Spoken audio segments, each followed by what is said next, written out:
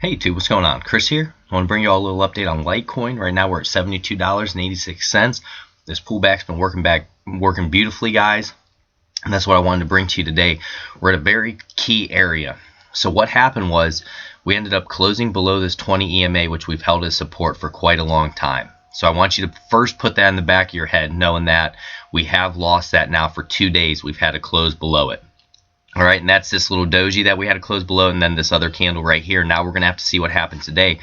But we're kind of at that critical area because we're getting wedged between this 20 EMA right here and this 50 moving average that I've been talking about for quite a while, that I've kind of been looking at and saying, you know what, guys, I may start very slowly laddering in around that $69.40, around that 50 moving average. Just slowly start laddering in, put my first buys there, and then work them down into this area, you know, even around that $62, $65, that type of range.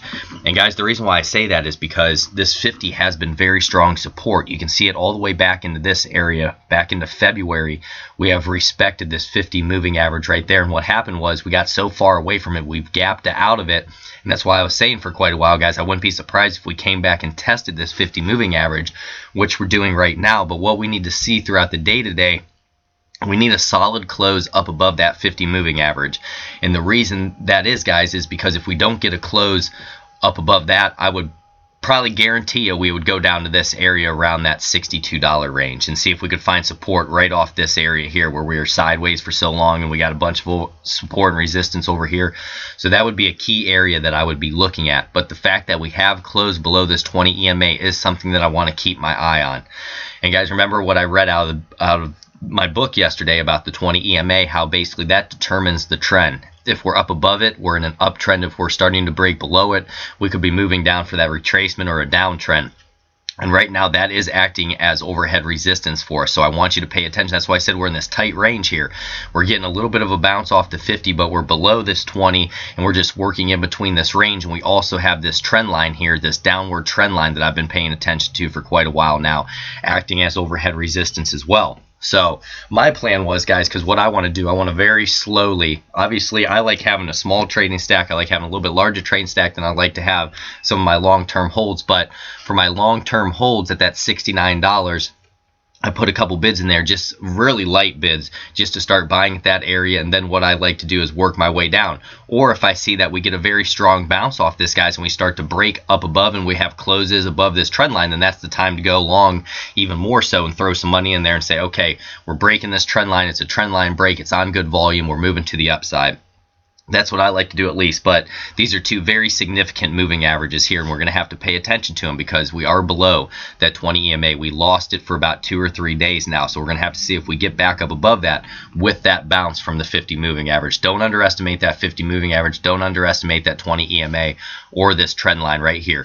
But for me, with the halving, everything coming up, guys, around that $69.40, I put bids at around $70. I had like $70.18, so I picked up a few here on this wick, but only a few, because I want to be calm, I want to be patient, and I want to see what happens. I think that's the best way to do it. And then if it drops lower, you start slowly adding more. And guys, truly, if we were down in this area, even around this $70, $65, and you're buying them to hold for the top of the next bull market or the halving of Litecoin, you're in a great spot. I mean, even $72.99 is a phenomenal price for Litecoin. Remember, I did that video about how undervalued it is, and I truly believe that. Now, in terms of trading, guys, that's where I'm more of a stickler, I'm more conservative. I don't want to buy into things, you know, even right now. Looking at this and knowing that we're under this 20 and everything, and our MACD, we had this cross to the downside and we're opening up, we're broke below this trend line. So in terms of trading, I wouldn't say, hey, I want to go long right now, but in terms of longer term holds and waiting for that halving, this isn't a bad time to slowly start accumulating. You got to remember, we did drop, we wicked all the way up to $100, and now we're down at $72.99. So that is a big drop. And let me get my price meter out here and I'll show you how big of a drop that is.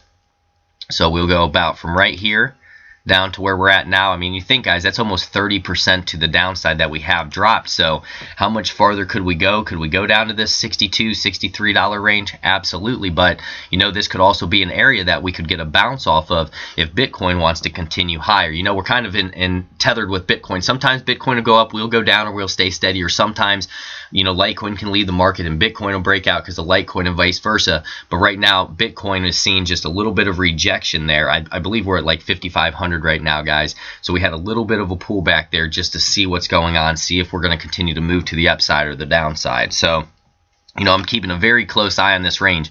You can see these candles are getting tight as well. We've had some chunky volume down here, not the biggest volume in terms of sticks, but chunky volume to this downside. And another thing that I want to show you on top of this, losing the 20 and this trend line here, also we're at the 0.618 of this Fibonacci, so that could be another reason why we potentially could get another bounce. And what I'm going to do, guys, I'm going to go from this drop right here. So this was the move for me off this hammer candle.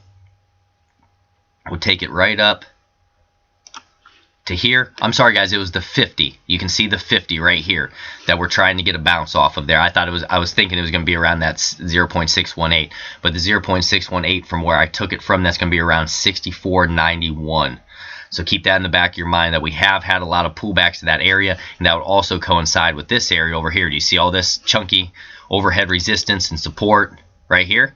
So if we pull that out, you know, you're in between this 50 and you're in between that 0.618. And a lot of times you'll get those bounces around that 0.382, around that 0.5, and around that 0.618. Those are kind of the key hot spots. You can see where it's falling with this 50 moving average, also with that 0.5 around that 71.66. So that's why I said, you know what, I'm going to pick up a few here around $70. I think it was like 70.18. I put a few bids in. And that was the reason, because sometimes we can get a very strong bounce off that 0.5. And if it goes lower, I have more cash waiting to go, and then you start just slowly laddering it in. And that's what it is, guys. Before, I've made mistakes. You know, I guess it really wasn't a mistake, but when I first got in, it was around April of 2017, and Litecoin was like at $33, $34, $35. We were seeing that 40 time to time, but I had a certain amount of money, and I said, guys, you know what, I'm good. This is a great price, which it is a great price for Litecoin, but I put all my money in at once, basically, is what I did. And I didn't understand how to do laddering or trading or any of that. I was just looking at it as a long-term investment. But now that I've learned trading, I'm more precise and I don't chase coins at all. Like all throughout this move, guys, I was in cash, besides long-term holds. But in terms of trading, remember I told you I left around that $55.79. I believe I got them for like $42 or $44. Went up to that $54.79, made a nice little profit, and then I was just patient because I was expecting it to break to the downside here. So I was in cash, I took my profits, everything was showing that most likely would go to the downside, but we found nice support there off that 20. We blasted up, and I've been patient, and now what I've been waiting for is this retracement that I've seen coming, and now I'm slowly starting to accumulate again so that I'll be ready for the next move when we do move to the upside. So that's what it's about, guys. It's not about selling the absolute top. It's not about buying the absolute bottom. That's not what it's about. It's about being smart with the money that you do have. And for me, when I'm looking at the RSI up in the 80s or whatever, and wicks all over the place up here, I'm not buying into that. And people who bought it $90 now and $100 or whatnot, they're the bag holders, because that's what the traders will do. They'll see this huge spike, and then guys, they'll say, hey, I am the F out of here, basically. That's what they'll do. They'll say, I'm out of here. And then what happens is, guys, you know, rookie traders or whatnot, they're buying into this hype, and then they end up holding the bag. They're caught holding the bag. They're the bag holders. So, you know, I'm more conservative. If I miss a move, that's fine for me. I want to get a good buy. I want the market to come to where I want the market, and if it doesn't go there, then that's okay. I look to the next trade, and that's how I do it, guys. But Litecoin is definitely one you do want your bags packed sooner rather than later, because that halving is in August, and I believe that's going to be a hype cycle. We're going to have a nice run up to that, just in my opinion, guys. So let me pull that off here. The next thing I want to look at is that RSI, but pay attention, guys. We're close right there to that 50 moving average.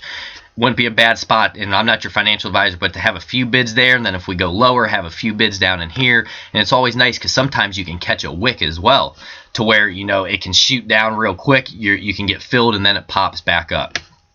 All right, so let's go to the RSI, see what's happening here.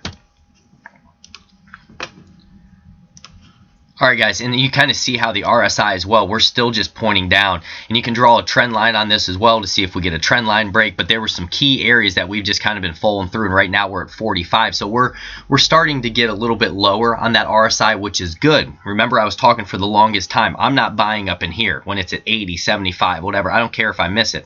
I'm just not going to do that, because all the time when we come up this high, guys, you have a sell-off, and this is what I want to show you. Look, anytime we've been this high, you have a sell-off. This high, you have a sell-off. This high, you have a sell-off. So for me, why would you not just be patient and wait to get a good price?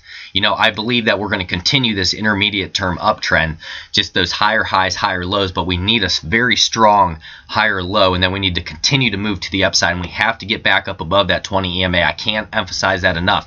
Do you see here how the 20 EMA just rode us? But there are times where we popped out and then we pop back down, and I'm hoping this is the time that we pop down and we're going to pop back up eventually. But overall, the main thing I'm looking at is this yellow trend line. This yellow trend line is the big daddy. This is the one for me that must hold. Even if we come back down to that area, I want a strong bounce off that in the 200-day moving average with serious volume, and we'll be cooking, guys. We'll really be moving, and I'll be excited. But I'm already excited where we're at. We've made a lot of headway here with these higher highs and higher lows. So, you know, pay attention to the RSI. Guys, remember, under 30 is going to be that oversold, so we're approaching that area, and you can also see this horizontal support that we're approaching here. I want to see if we break down through that or if we're going to get a bounce off that. And guys, getting up above this trend line is going to be the key. Keep that trend line in the back of your mind. And if I zoom into this here, I want you to check it out real quick. This trend line, because what I'm going to do, I'm going to get in close so you can see here.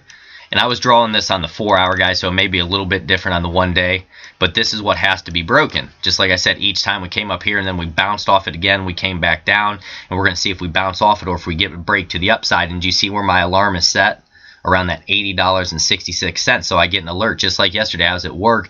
I got an alert. It was around that $75 or so. I had an alarm here, and then I had one down around, I think, that $75.20. If we broke down below that 20 EMA, I was working. My wife called me up and said, hey, we broke below, and my alarms were going off, and I got a text message. So that's the way I like to do it, guys. So I know what's going on. Then I can jump on my tablet and make moves. That's what I'm trying to do here. All right, so the next one, we did our MACD, we did our RSI. I want to take a look here at the Bollinger Bands and see if we're starting to stretch to that downside a little bit, if it's looking like a buying opportunity.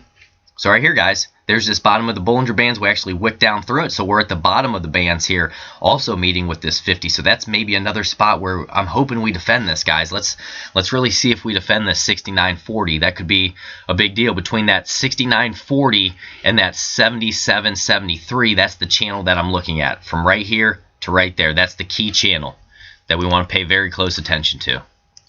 All right, now next one, let's go to our stock RSI. Stock RSI is very low as well, so this looks like we almost want to cross to the upside, guys.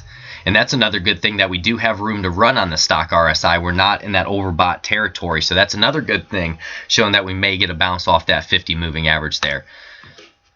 All right, so now let's take a look at this overall move. I want to fib this overall move from the swing low to the swing high. Right here, guys. So we'll take it there, bring it right up into here, and there we're looking like we could get a bounce off that 0.382 of this major move there. And that also coincides with that 50 moving average, guys. And that's why I'm harping on these moving average. I know some people think I'm crazy, and they'll go, oh, you use moving averages too much. I can't emphasize the power of moving averages as support and resistance. And the more that I continue to read about them, guys, about golden crosses, death crosses, all this stuff, they're so important. So that's what I'm looking at. This is what I'm paying very close attention to. We're at that 0.382. We could get a bounce from here and try to come back up and get over top of that 20 EMA. That's what I want to see. I want to power up, get up above that. So let me pull this off, and then we'll just look at the lesser time frames, and I'll let you go. So we'll look at the 12 hours here. And you can see we're also having that death cross there. Our 20s crossing down below our 50 moving average. So let's keep that in mind. And see that 20 still acting as overhead resistance. Let's go to the 8-hour. There's that big cross. Now we have the 20 and the 50 up above. So that can act as overhead resistance. And now, guys, we have all of them. On the 4-hour, we have the 200, we have the 20, we have the 50, and the 100 acting as overhead. So that's another reason why I'm not blowing my wad here in terms of buying all that I can around that $70 range, is because we still have potential. We could drop all the way down to this area, guys. I would peg it right around that $61 or $62 range. That is very possible because of how fast we blast up here. We didn't build really any support or resistance. So, you know, guys, I wanted to bring you a quick one here. I apologize. I got to get ready. I got to get to my client's house. I should have already been getting dressed, so I'm really going to have to hurry here, but I want to get this out to you so you can pay attention today, really learn this stuff, guys. Study, be patient, and don't FOMO into anything. That's what I can tell you the most. Do not FOMO. God bless, my friends.